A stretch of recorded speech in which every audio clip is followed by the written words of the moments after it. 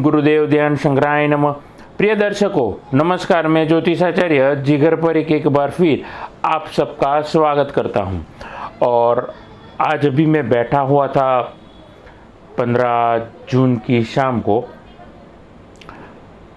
दिन के अंत में शाम को 6:16 पे सूर्य ने राशि परिवर्तन किया है और मिथुन राशि में उन्होंने राशि परिवर्तन किया है। मृगशीर मंगल के नक्षत्र में उन्होंने राशि परिवर्तन किया है और राशि परिवर्तन करते ही वो मिथुन राशि में मंगल के नक्षत्र के तीसरे चलन में उन्होंने राशि परिवर्तन करते हुए मिथुन राशि में प्रवेश कर दिया है। तो इस पूरे आने वाले जो 30 दिन होंगे 15 से 15, वो कैसे रहेंगे, इसका प्रभाव कैसे रहेंगे। देखिए, सूर्य हमें हमें पता है कि ना ही सिर्फ रोशनी देता है, एनर्जी का या ऊर्जा का कारक भी होता है, लेकिन सूर्य शेयर मार्केट को भी राहु के साथ मिलकर के कहीं ना कहीं बहुत जगहों पे वो कंट्रोल या डोमिनेंस भी दिखाता है। तो सूर्य जो है राशि परिवर्तन करते ही अपना प्रभाव तुरंत छोड़ना शुरू कर देता है, क्योंकि उन्हें 1 महीना ही मिलता है एक राशि में, यानी कि 12 महीने में वो 12 बार राशि परिवर्तन करते हैं। इतना ही नहीं, सूर्य फिलहाल शेयर मार्केट से लेकर के अलग अलग क्षेत्रों में अपना प्रभाव डालने वाले हैं और ऐसी 4 राशि होगी जिसपे उनका विशेष प्रभाव रहेगा। कुछ जगहों पे नेगेटिव इम्पैक्ट भी रहेगा और पॉजिटिव इम्पैक्ट भी रहेगा, लेकिन मैं सारी 12 की 12 राशियाँ कवर करने का मैं प्रयास नहीं करूँगा। मैं केवल केंद्र प्रभावित दृष्टिकोण से केवल और केवल 4 राशि ही मैं बताने वाला हूँ, जो कि चंद्र नामांकन राशि के हिसाब से होगी। देखिए, सूर्य जैसे ही राशि परिवर्तन करता है, जैसे मैंने कहा, वो कहीं ना कहीं अपना प्रभाव छोड़ता है। तो शेयर मार्केट में इम्पोर्टेंट पॉइंट ऑफ व्यू से अगर मैं आपसे समझाऊं, आपको बताऊं, तो शेयर मार्केट से प्रोडक्टिव पॉइंट ऑफ व्यू से आपका सोना चांदी टेम्पररी मंदी के फेज में वो आ जाएंगे, मंदी के झपटे में, जो कि टेम्पररी स्मॉल ड्यूरेशन रहेगा, छोटा सा ड्यूरेशन रहेगा और वो मंदी का दौर देखने को मिलेगा। उसके बाद 20 जून के बाद कुछ अलग से प्रभाव देखने को मिलेगा। अचानक हमें आर्थिक बरकत देखने को मिलेगी। जो मंदी का माहौल था, जो एक वैक्यूमाइज दिन थे, ये जो सप्ताह आने वाला होगा, वो मैं समझता हूँ वो वैक्यूमाइज तरीके से अपनी चीज़ों पे प्रभाव छोड़ेगा। तो सोना हो गया, चांदी हो गया, पेट्रोलियम प्रोडक्ट हो गए, कहीं ना कहीं वो भी वैक्यूमाइज हो जाएंगे और वैक्यूम से जैसे निकलेंगे वो तुरंत तेज़ी पकड़ेंगे, क्योंकि सूर्य अपनी महादशा में और अपनी प्रोडक्टिविटी में तुरंत प्रभाव देते हैं।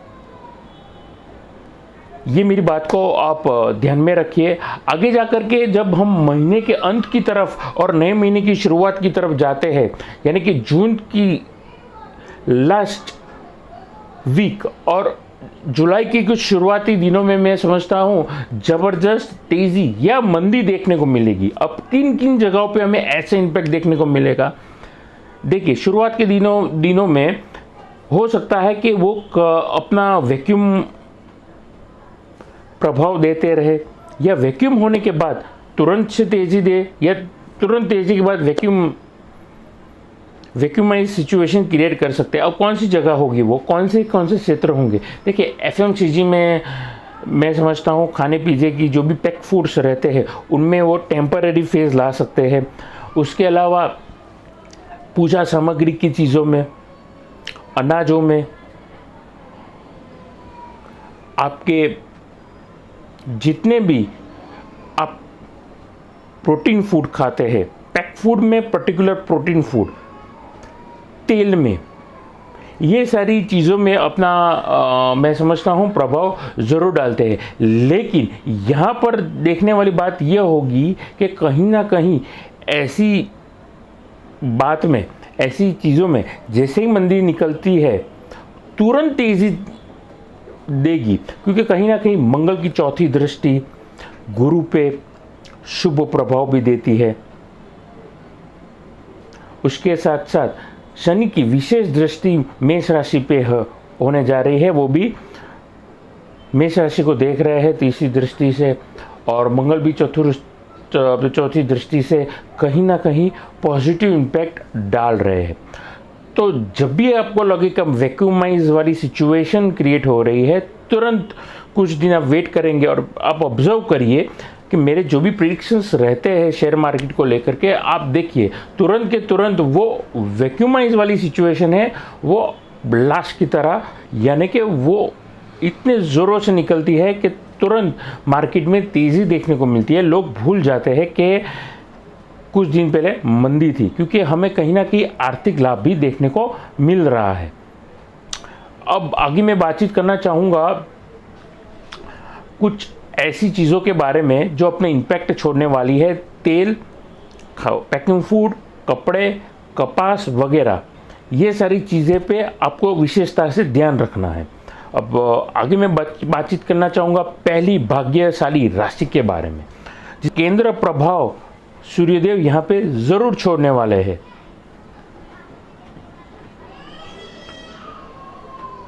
मिथुन राशि वालों के लिए मैं समझता हूँ ये जो पूरा महीना रहेगा, सूर्य का जो ये राशि परिवर्तन रहेगा, अब ऐसा प्रभाव रहेगा कि उन्हें जो भी परिस्थिति होगी वो अचानक होगी।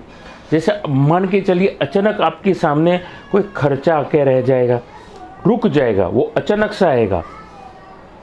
अचानक से आपको बेफिजूल की भागदौड़ करनी पड़ेगी, चाहे फिर वो ऑफिस हो चाहे वो घर हो।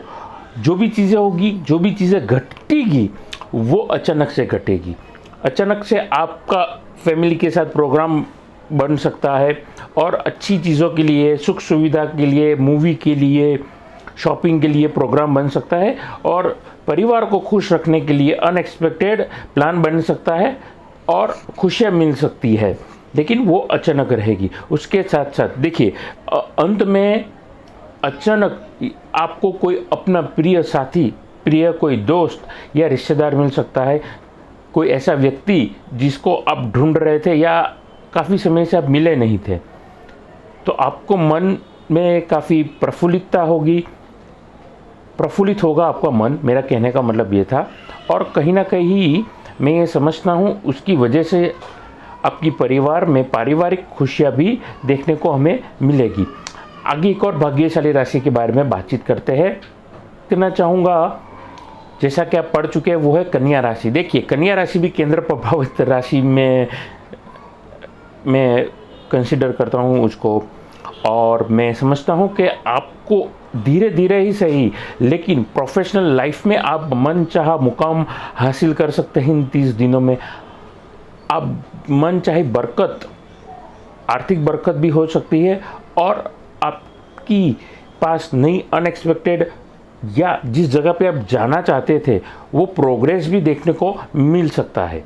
तो कुल मिलाकर के प्रोफेशनल लाइफ में आपके लिए ज़बरदस्त बेनिफिट मिलेगा। अंत में आपको मनचाहा जीवन साथी से सपोर्ट मिलेगा, और कोई दोस्त रिश्तेदार जिसको आप ढूंढ रहे थे, मिथुन राशि वालों के लिए भी ये मैं समझता हूँ आपके लिए ज़बरदस्त लाभ मिलेगा।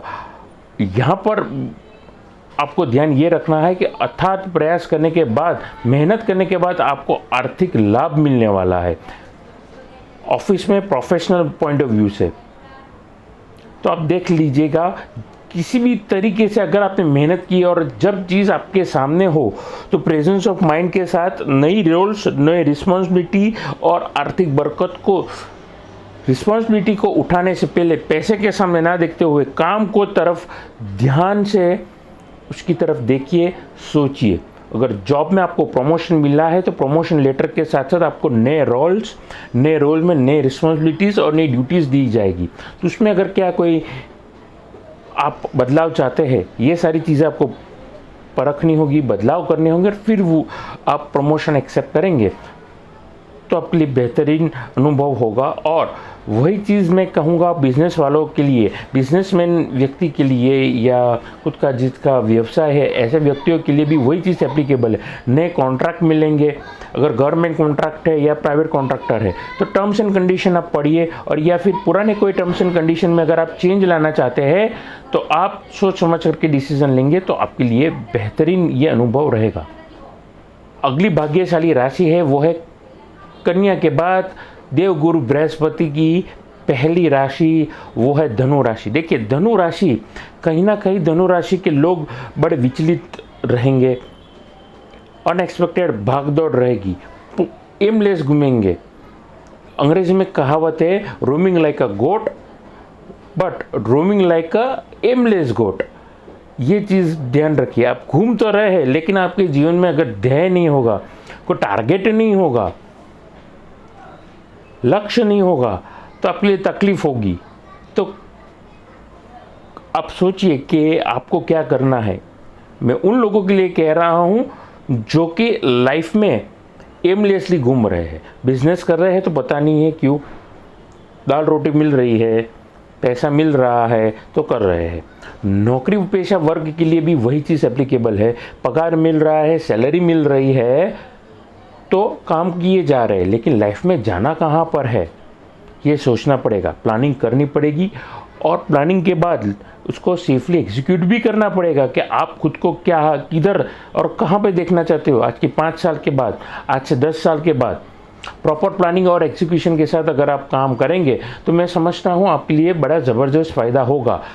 और वही परेशानी की वजह से आप घर में भी किसी के साथ आर्गुमेंट में उतर सकते हैं, चाहे वो जीवन साथी हो, पेरेंट्स हो या बच्चे हो। तो एमलेस मत बन के घूमिए, टारगेट सेट करके लाइफ में अगर घूमेंगे तो घूमना नहीं होगा, टारगेट के लिए मेहनत की बोली जाती है कि इस व्यक्ति ने टारगेट रखा था और वहाँ पर वो चल रहा है। ध्यान में रखिए मेरी बात को। आगे अंत में चौथी राशि के बारे में मैं बातचीत करना चाहूँगा, और वो राशि है जैसा कि आप पढ़ ही चुके हैं, वो है मीन राशि। Again this is the second house of Jupiter, Devguru Brihaspati की दूसरी राशि है, दूसरा घर माना जाता है मीन राशि, पाइसिस। देखिए आपको आर्थिक तकलीफ का सामना अगर आप कर रहे हैं वो तकलीफ बढ़ सकती है, या फिर money rotation point of view से रोटेशन आपका फ्लक्चुएशन की ओर आप जा सकते हैं, या फ्लक्चुएशन से वर्स्ट सिनेरियो में अगर मैं बात करूं तो ब्लॉकेज भी आ सकता है। लेकिन ये जो समय रहेगा टेम्परेरी रहेगा। अब जब पैसे की बात आती है तो प्रॉपर प्लानिंग करके अगर आप एग्जीक्यूट करेंगे, खर्चों में नियंत्रण रखेंगे, निवेश करने की बात नहीं कर रहा हूँ मैं, खर्चे की बात कर रहा हूँ, और उन लोगों के लिए बात कर रहा हूँ जो कि गृहिणी है, घर चलाना है लिमिटेड इनकम में। मैं उन लोगों के लिए बात कर रहा हूँ जो खुद का व्यवसाय कर रहे हैं, खुद की दुकान है। मैं उन लोगों की बात कर रहा हूँ जो दूसरे के खर्चों को मेंटेन कर रहे हैं या मैनेज कर रहे हैं। मैं उन लोगों की बात कर रहा हूँ जो कंसल्टेंसी का काम करते हैं और फाइनेंस मैनेजमेंट में इन्होंने महारत हासिल की है। लेकिन इन सारे वर्ग के जातकों के लिए ये महीने में अचानक से आपको तकलीफ या मिसमैनेजमेंट आपसे हो सकता है, तो कृपया करके नेगेटिव सोच करके आगे बढ़िए। अभी तक आपने सोच ऐसी रखी होगी मीन राशि के जातकों को या मीन राशि के जातकों ने कि हमें नेगेटिव नहीं सोचना है, पॉजिटिव होकर के हर चीज़ एक्सेप्ट करनी है और आगे बढ़ना है। लेकिन ऐसी परिस्थितियों में अब आपको रिवर्स मेंटालिटी सोचनी होगी। अगर ये चीज़ नहीं हुई तो आपके पास बैकअप प्लान क्या है।